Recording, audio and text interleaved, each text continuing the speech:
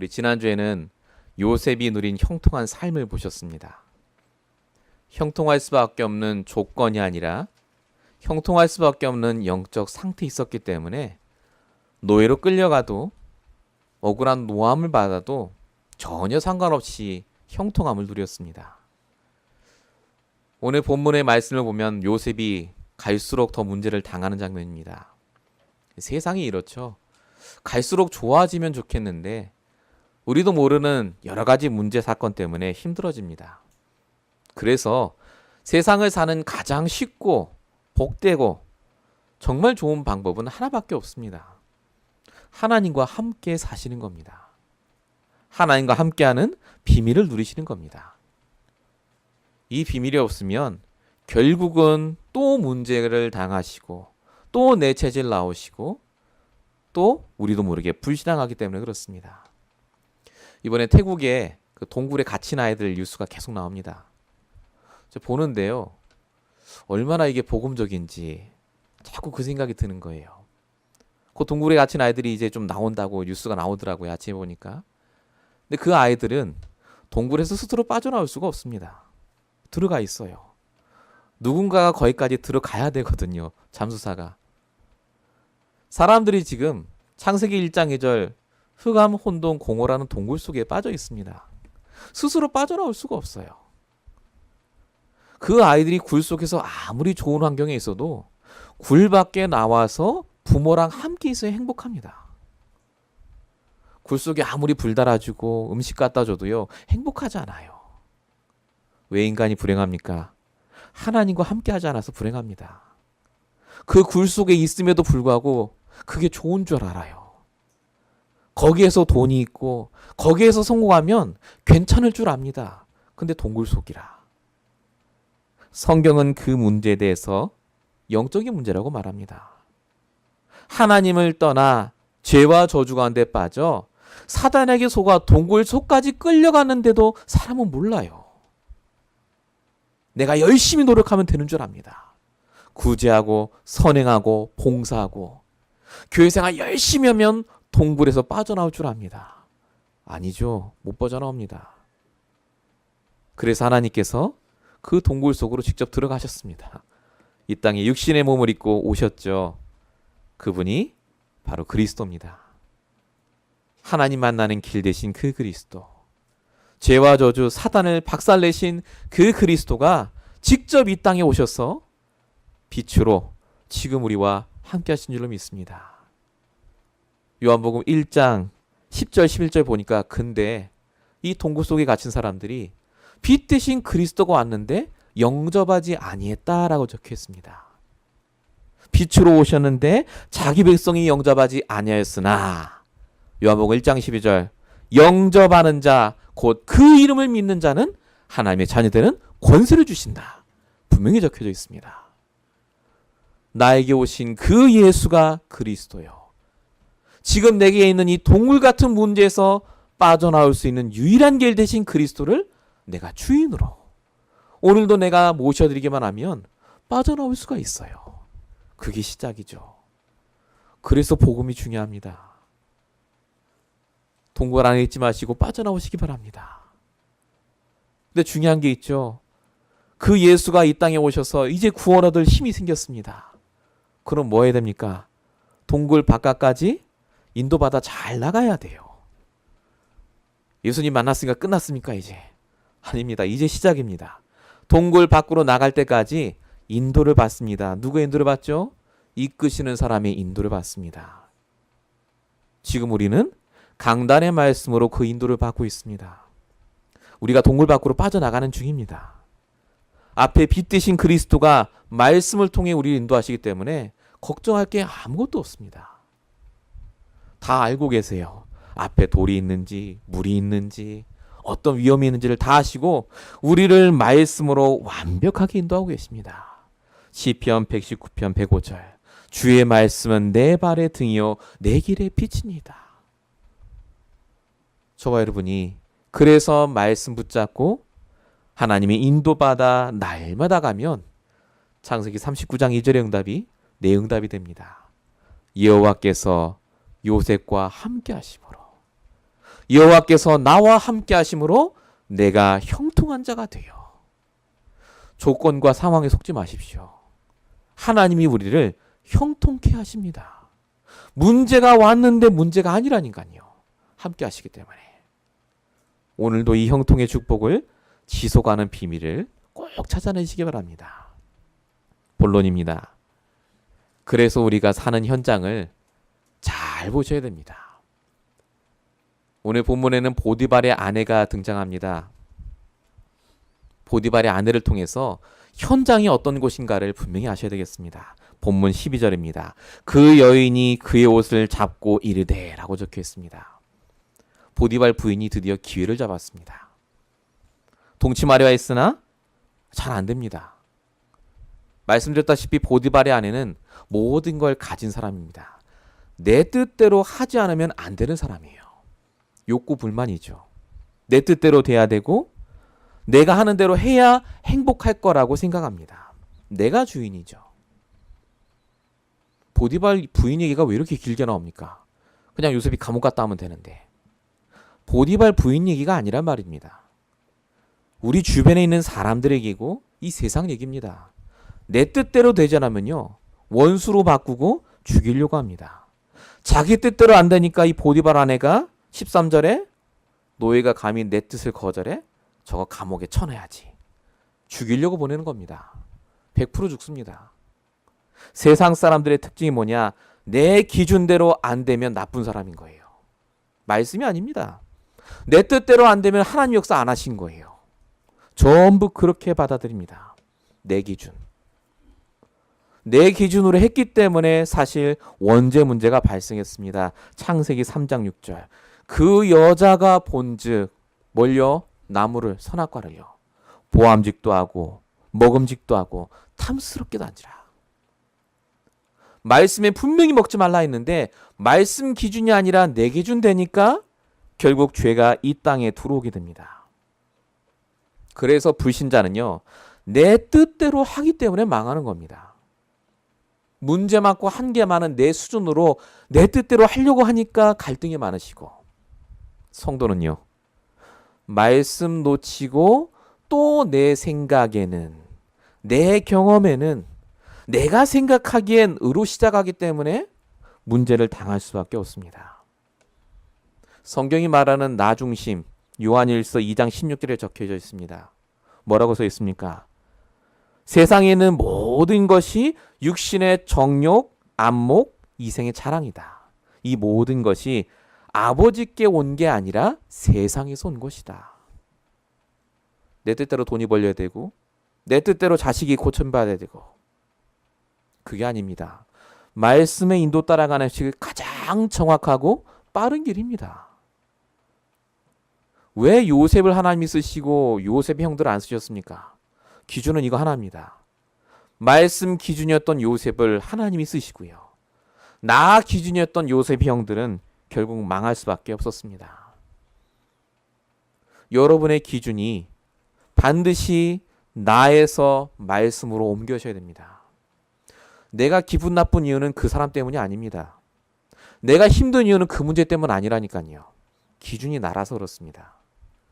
빨리 창세기 3장의 나 기준을 벗어나시는 축복을 누리시기 바랍니다.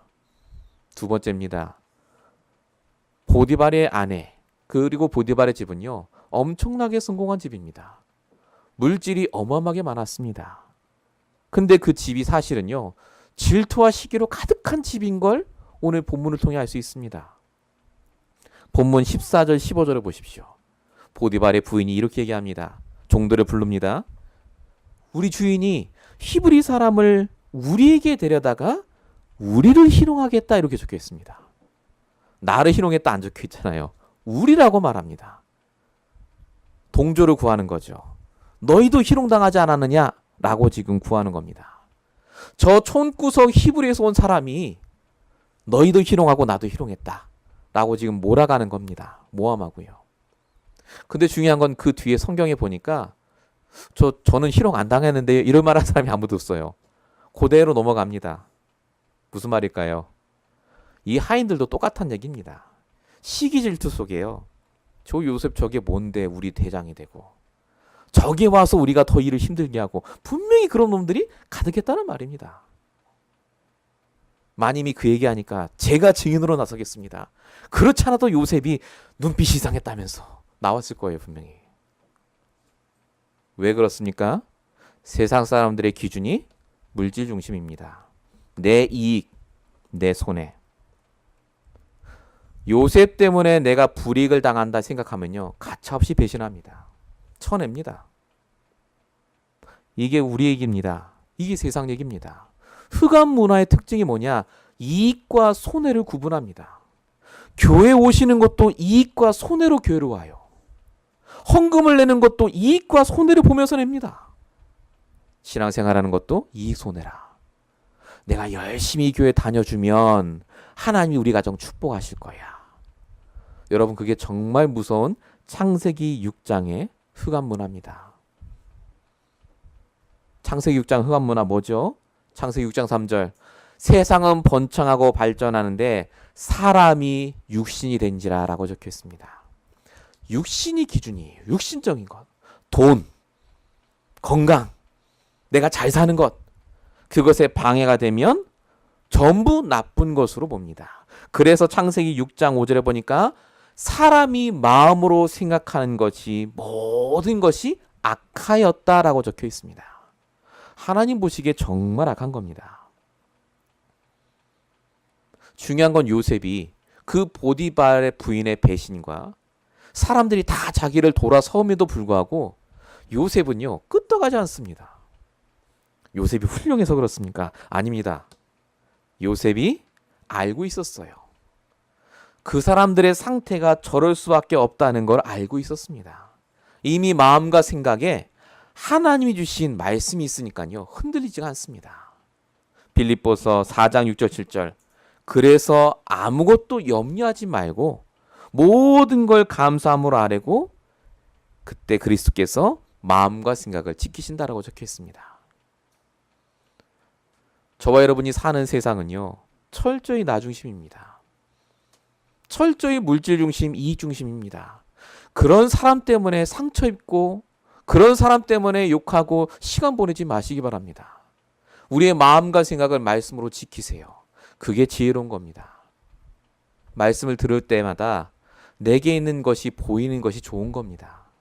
하나님이 역사하시겠다는 사인이거든요. 이사야 60장 2절에 보니까 보라, 어둠이 땅을 덮을 것이고 캄캄함이 만민을 가린다고 분명히 적혀져 있습니다. 성공했는데 더 큰 성공을 위해서 거짓말하고 흑암의 역사 속에 사는 사람들이 너무나 많습니다. 성공한 사람일수록요, 그래서 더 간악하고 강팍한 분들이 많습니다. 이 LA가 그런 분들이 참 많죠.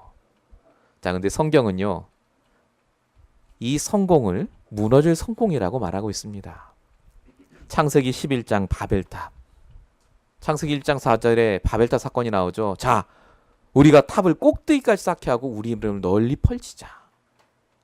그렇게 성공했는데 창세기 11장 8절에 하나님이 그들을 흩어버리시니까 그들이 바벨탑 쌓는 걸 그쳤다라고 적혀 있습니다.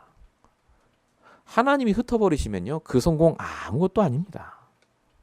예수님도 불신자의 성공에 대해서 분명히 얘기했습니다.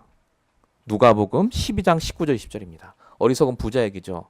부자가 이렇게 얘기합니다. 내가 이제 평생 먹고 살 돈, 양식 다 있으니까 내가 이제 잘 먹고 잘 살리라 라고 그날 밤 자는데 하나님이 이렇게 얘기하십니다. 만약에 내가 오늘 네 생명 걷어가면 네가 쌓아놓은 그 재산, 재물 누구 것이 될 것이냐 라고 물어보십니다. 불신자의 성공, 불신자의 실패 모두 하나님 손에 있습니다. 다른 사람 걱정할 시간에요. 그래서 우리는 말씀으로 나를 위해 기도하시고 정말로 창세기 3장, 6장, 11장에 거짓된 성공과 거짓된 문화 속에서 빠져나오셔야 됩니다. 요셉은 그래서 보디발의 집에 있다가 그 환경 좋은 보디발의 집에 있다가 감옥으로 가는데도요, 아쉬워하는 구석이 단 하나도 없습니다. 왜 그렇습니까? 불신자의 성공이, 불신자의 거짓말이 뭔지를 알았어요. 누구를 통해서요? 아버지 야곱이 알려줬어요 벌써. 야곱이 라반 집에 있었지 않습니까? 그 성공한 사람을 하나님이 한 번에 꺾으셔서 야곱을 축복하게 하셨잖아요. 다 들었어요 야곱이. 전혀 부러워하지 않습니다. 하나님의 시간표대로 나를 더 좋은 곳에 인도하는구나 를 깨달았습니다. 본론 두 번째입니다. 이번엔 요셉을 보겠습니다.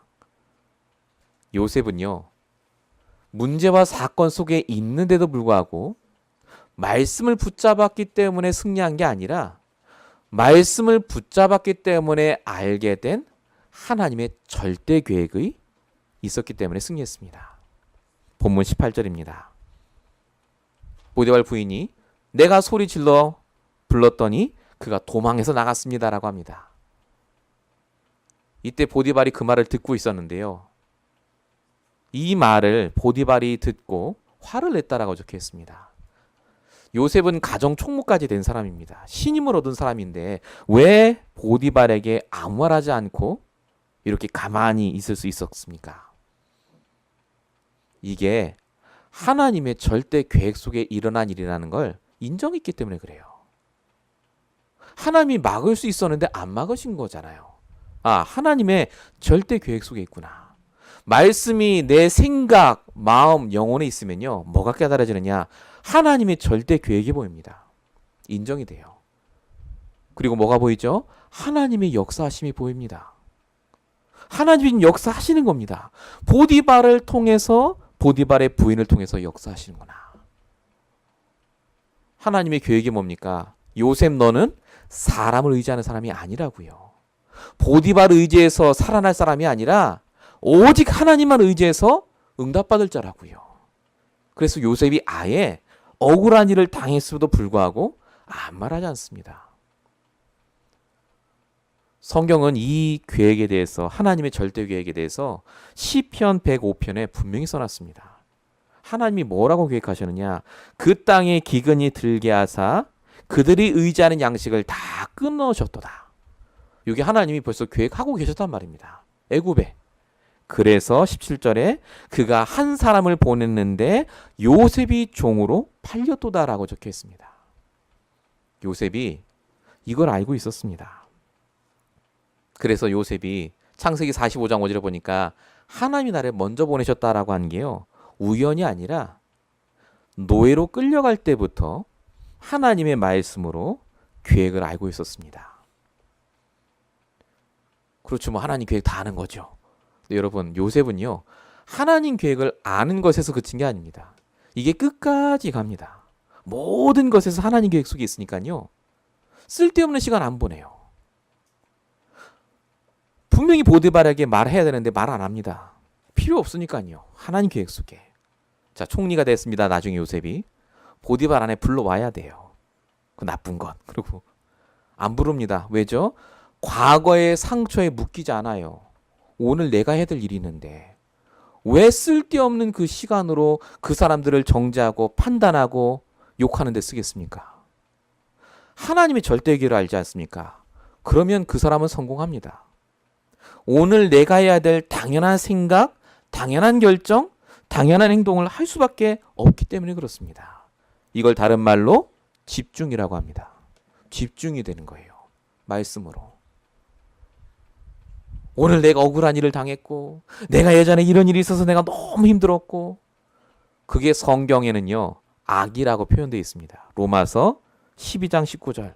원수 갚는 것은 내게 있으니 내가 갚을 것이고 너는 악에게 지지 말고 손으로 악을 이기라고요. 아, 착한 행동하란 말이구나. 그 말 아닙니다. 악이라니까요.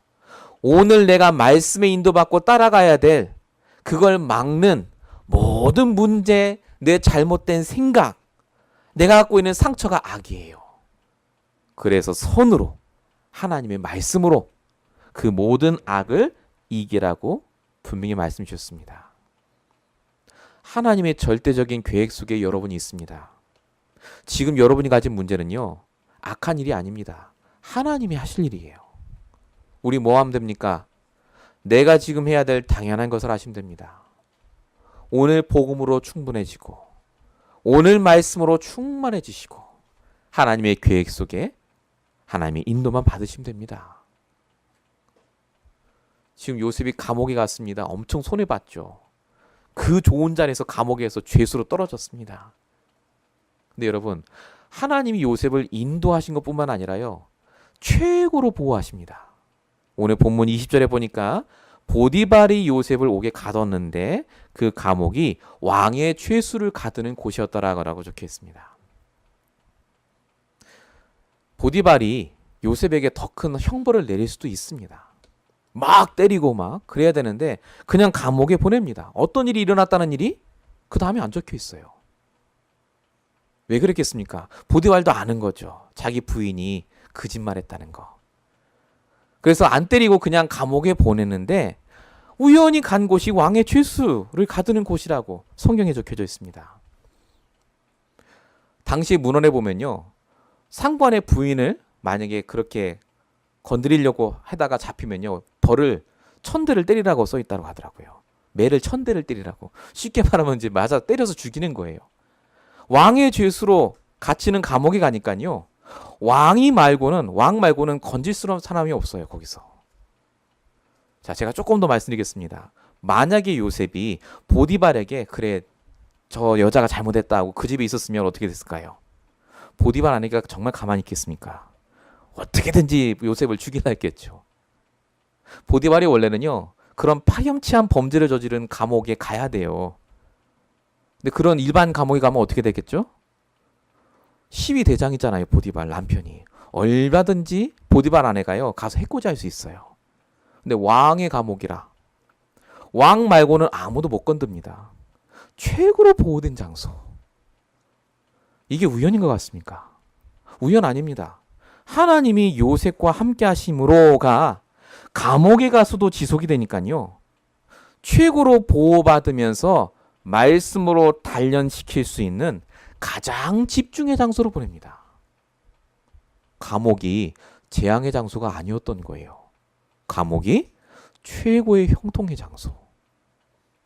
남들은 거기가 최고 문제 장소인데 요셉에게는 형통을 누릴 수 있는 장소로 바뀝니다.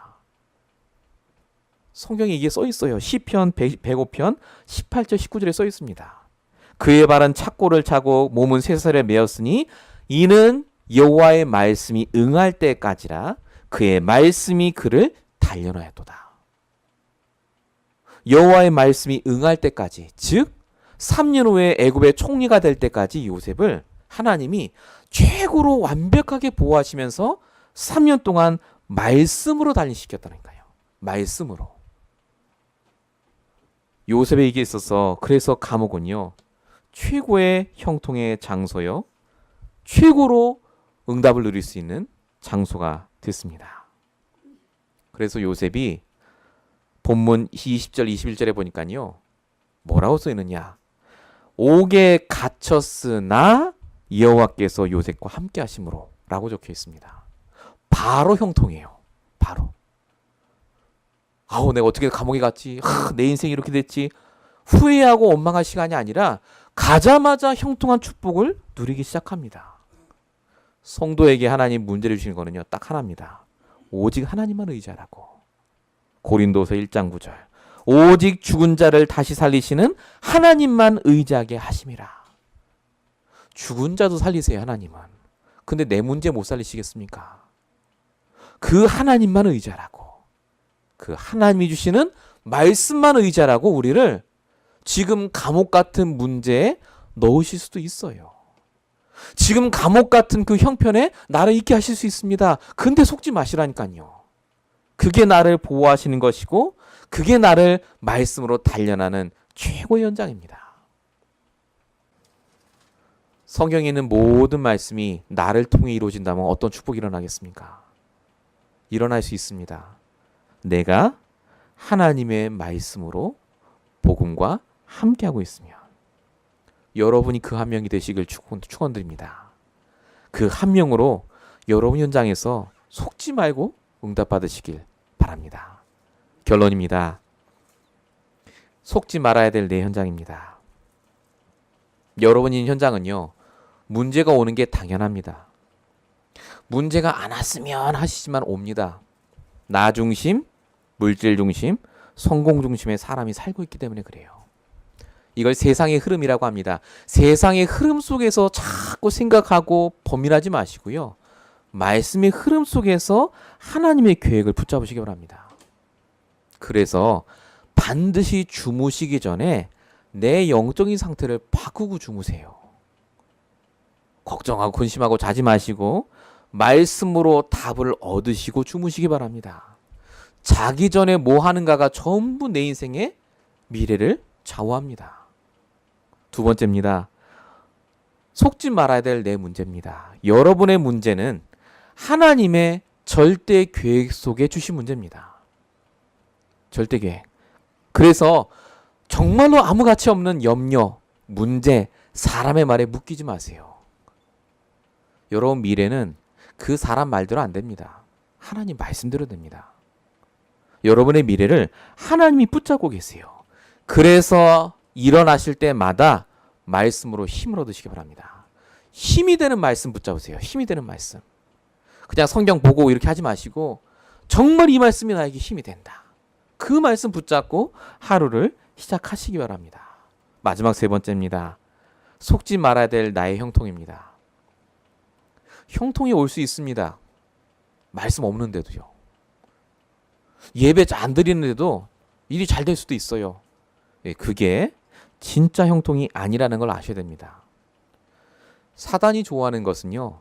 말씀과 복음이 빠진 잘됨입니다. 세상 사람들은 그것만 있으면 된다고 생각하기 때문에 그렇습니다.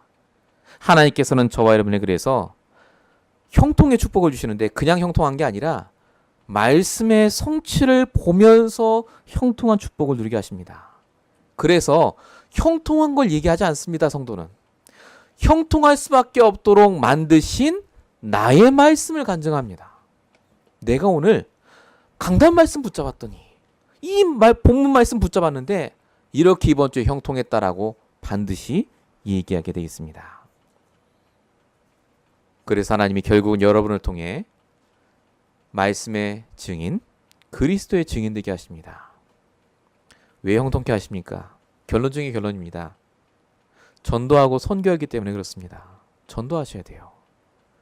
내가 형통해야 되는 이유, 나만 잘 살기 위해서가 아닙니다. 형통하지 못한 사람이 너무나 많습니다. 내 자녀, 내 친척, 내 이웃.